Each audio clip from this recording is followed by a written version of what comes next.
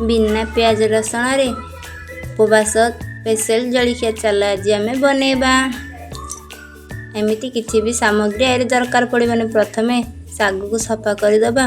सफा कलापर गोटे मग साग को 2 मग पानी दे 2 घंटा भिजा छाड़दे। भिजिगला गोटे कड़े बसैबा। हाफ कप बादाम को भाजीदबा। भाजी हो सारापर चोपा छड़े गोटे ग्राइंडर जार रे गोटे पाउडर बनईदबा। पाउडर बनईदेला हाफ कप सुजी को भी हल्का पाउडर बनईदबा। देखंतु सागुदाना पूरा भिगी जाइए। तापर रखी कर पाउडर को पकईदबा। पकईदेला कंचा लंका भुसुंग पत्र दे स्वाद अनुसार लुण दे हल्का पानी दे भलसे घाटी दबा। जदि चामच रे न घाटी हेले हाथ रे भी आप घाटी पारे।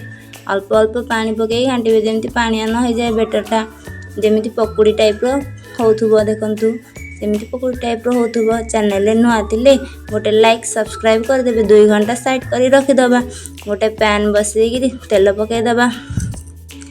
तेल पकई बरा सेप देदबा। आपण माने जदि भी चाहिए तेल रे पूरा छाणी पारिबे। कहीं उपवास रे तेल जदि खाइबा आमर पेट गैस होता है। से एमती बनई आपण मानकर पसंद जमीती सेमती बनइबे।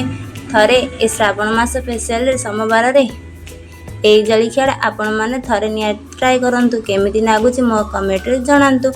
आपण माने जदि चाहिए तरकारी सहित खाई परिबे कि सेमिति भी खाई परिबे। मु तो टमाटर सॉस सहित खाउची।